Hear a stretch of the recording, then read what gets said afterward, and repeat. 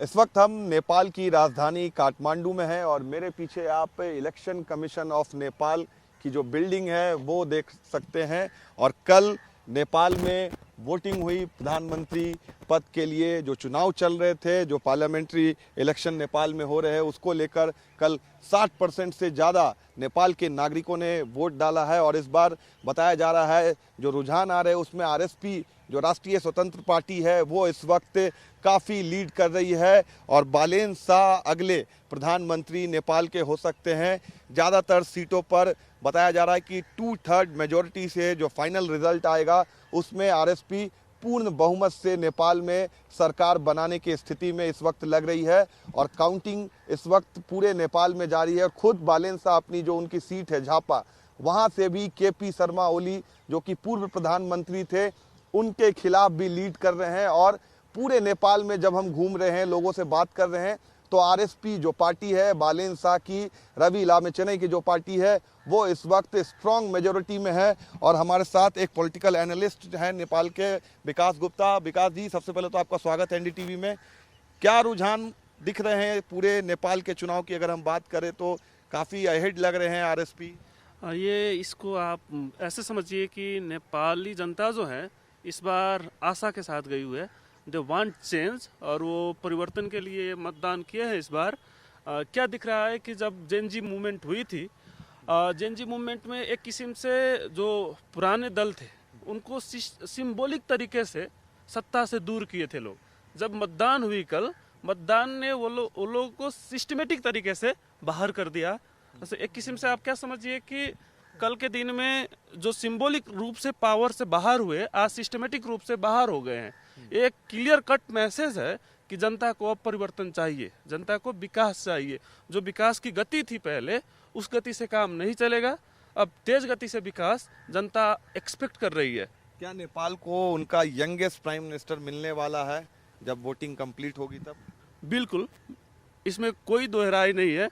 अगर निर्वाचन से पहले राष्ट्रीय स्वतंत्र पार्टी जैसे बालेन को इलेक्शन का फेस बना के चुनाव लड़ी है, वो भी अनाउंस करके लड़ी है, बालेन विल बी नेक्स्ट प्रधानमंत्री, नेक्स्ट पीएम बोल के लड़ी है। अच्छा बात क्या है कि वो लोग जो कैंपेन कर रहे थे, अब की बार बालेन सरकार, आप नारा में कहीं कहीं कहीं कुछ सिमिलरिटी भी आपको लगा होगा। सो अब की बार बालेन ये तो मोदी जी के तरह नारा लग गया कि अब की बार मोदी सरकार 2014 में वहाँ यूज किया गया था, उसी तरह का कुछ नैरेटिव यहाँ भी सेट किया गया। देखिए 2014 में जो एक बार सारे इंडिया के जनता जो पहले जो 70 सालों से बोलते हैं कांग्रेस एक डोमिनेंस था, उसे तोड़ने के लिए एक मजबूत नारा साबित हुई थी अब की बार मोदी सरकार। इस बार क्या हुआ कि जो एमआलए का, जो कांग्रेस का, जो माओवादी का, तीन दल का जो एक किस्म से चक्रव्यूह था, उसको तोड़ने के लिए ये जो नारा था अब की बार बालेन सरकार नेपाल में काम कर गया है। अब की बार मोदी सरकार इंडिया में हिट रहा, अब की बार बालेन सरकार नेपाल में हिट रहा। अगर हम बात करें इंडिया से जो इंटरनेशनल रिश्ते हैं नेपाल के, वो कितने बेहतर होंगे अगर आरएसपी फुल मेजॉरिटी से नेपाल में सरकार बनाती है? देखिए, ये जो इंडिया नेपाल का संबंध है एक किस्म से कल्चरल लेवल से लेके बहुत सारा सिमिलरिटीज़ है। सो इसमें दोनों देश अपने राष्ट्रीय हित को केंद्र में रख के आगे जो सहकार्य की जो रणनीति होती है पीस के लिए, प्रॉस्पेरिटी के लिए, वो और भी आगे बढ़ेगा। और मैं अनुमान करता हूँ जिस भरोसे से नेपाली जनता ने एक बहुमत दे के नया पार्टी को जिता रही है, उसको सम्मान करते हुए आगे जो सरकार आएगा वो सरकार कम से कम नेपाल के हित को प्राथमिकता में रख के आगे बढ़ेगी। सभी देश से उसी हिसाब से अपना संबंध ज्यादा एकदम मजबूत बनाएगी। कब तक हम लोग वेट करें कि फाइनल रिजल्ट कब तक अनाउंस हो जाए, क्योंकि अभी तक काउंटिंग जारी है? कब तक माना जाए कि फाइनल रिजल्ट आ जाएगा? विदिन 2 डेज ये सब रिजल्ट एक किस्म से आप लोगों को मिल जाएगा। अपडेट भी अभी भी हमारे जो इलेक्शन कमीशन है जहाँ पे हम लोग हैं, इसके वेबसाइट पे भी है। अब वहाँ पे अब हमारे इलेक्शन प्रणाली में प्रत्यक्ष एक 65 सीट है, जहाँ 165 है, वहाँ प्रोपोर्शनल रिप्रेजेंटेशन में 110 है। सो एक किस्म से काउंटिंग अभी कंटिन्यू है। बाय टुमारो और मैक्सिमम एक और दिन, और then there will be new start in Nepal. New start होगा तो क्या आंकड़ा आप लोग देख रहे हैं, आप पॉलिटिकल एनालिस्ट हैं, आप लोकल हैं, आप क्या फिगर देख रहे हैं आरएसपी के लिए? फाइनल फिगर 165 जिस पे डायरेक्ट वोटिंग हुई है, 110 जो रिप्रेजेंटेटिव सीट्स होगी, उस दोनों को मिला ले तो क्या आंकड़ा आप देख रहे हैं? एक किस्म से मेजोरिटी दिख रही है, गवर्नमेंट बनेगी। जो इतिहास रहा है नेपाल का कोलिशन गवर्नमेंट का, वो इस बार नहीं दिखेगा। इस बार कोलिशन गवर्नमेंट नहीं दिखेगा, इस बार नहीं दिखेगा। ये शायद एक बार 2015 साल में, बहुत पहले 2015 35 साल के बाद ऐसा हो रहा है। 15 साल में नेपाली कांग्रेस 2/3 मेजोरिटी, टूथड मेजोरिटी लेके आई थी। इस बार जनता को एक लगा क्या कि ये जो मिली जुली सरकार है, ये जो कोलिशन गवर्नमेंट है, इससे कुछ खास अच्छा हो नहीं रहा। सो इस बार मूड बोलिए, सबका मूड एक किस्म से चेंज हो गया है, परिवर्तन हो गया है। और दिख रहे हैं हम लोग, हमारे साथ अब एक नया फोर्स। आपको क्या समझना होगा कि जितने फोर्सेस जो जीत के आ रहे हैं, वो सब अव्वल बैकग्राउंड से हैं। कोई इंजीनियर है, कोई डॉक्टर है, कोई वहाँ पे वकील है। सो यहाँ एक अच्छा सा इंटेलेक्चुअल्स पीपल, पहली बार इलेक्शन में प्रोफेशनल पॉलिटिशियन को छोड़ के जनता ने विश्वास किस पे दिखाया? यंग गन्स को, जो अभी यंग है, इनर्जेटिक है, जिसके पास कवरेज है, प्लस उसके पास प्रोफेशनल एक्सपर्टीज है। इस किस्म से मुझे लगता है अब शायद पार्लियामेंट में आगे के दिन में स्टेबिलिटी रहेगी। उस स्टेबिलिटी से पॉलिसी लेवल पे स्टेबिलिटी रहेगी। डेवलपमेंट में एक स्पीड हम लोग एक्सपेक्ट कर सकते हैं।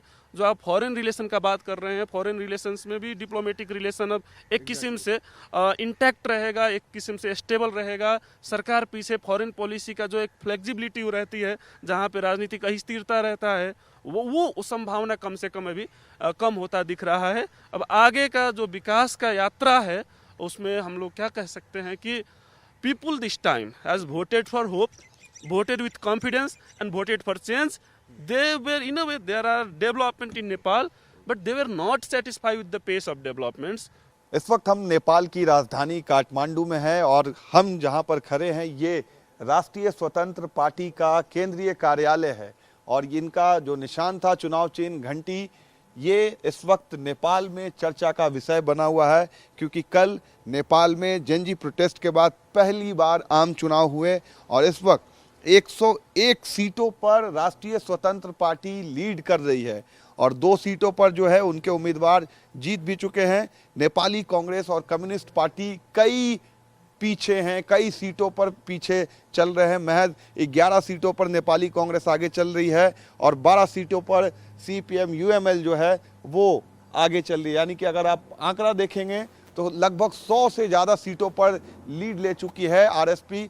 और ये जो तस्वीर आप देख रहे हैं, रवि लामिछाने जो कि इस पार्टी के अध्यक्ष हैं, इनके नेतृत्व में और बालेन शाह के नेतृत्व में आरएसपी नेपाल में अब नई सरकार बनाने की तरफ बढ़ चुकी है। अगले कुछ दिनों में फाइनल रिजल्ट आएंगे, लेकिन एक बड़ा परिवर्तन नेपाल में देखने को मिल रहा है, क्योंकि महज 3 साल पहले ये पार्टी एग्जिस्ट होती है और 3 साल में नेपाल में पूरे तरीके से सत्ता परिवर्तन करने की स्थिति में आज राष्ट्रीय स्वतंत्र पार्टी आ गई है। और इसके जो हीरो हैं वो रवि लामिछाने और बालेन शाह, इन दोनों ने मिलकर नेपाल की जो पुरानी पार्टियां थी उनको पूरे तरीके से सिलेक्शन में वाइप्ड आउट कर दिया है।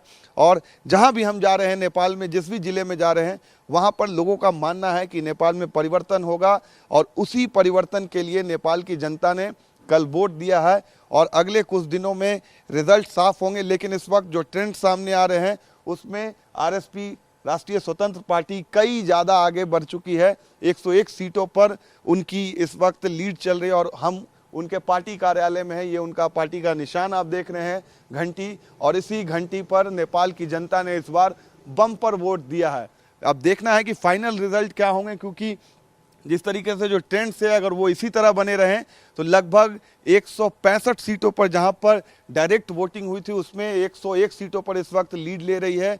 और जो पीआर वोटिंग जो होती है उसमें भी जो वोटिंग परसेंटेज जितना रहेगा उसके आधार पर भी लगभग 50 से 60 सीटें जो हैं वो आरएसपी को मिलेगी। यानी कुल मिलाकर 275 सीटों वाली नेपाल की जो संसद है उसमें 2/3 मेजॉरिटी वो इस वक्त आरएसपी की बताई जा रही है। अब जो ट्रेंड्स चल रहे हैं वो अगर ऐसे ही रहें तो कल या परसों तक ये नतीजे साफ हो जाएंगे और नेपाल में एक नई सरकार बनते नजर आ रही है। और बालेन शाह जो कि रैपर से राजनेता बने हैं, वो नेपाल के यंगेस्ट प्रधानमंत्री के रूप में शपथ लेंगे। काठमांडू से कैमरा पर्सन सगु आलम के साथ रमन राय, एनडीटीवी।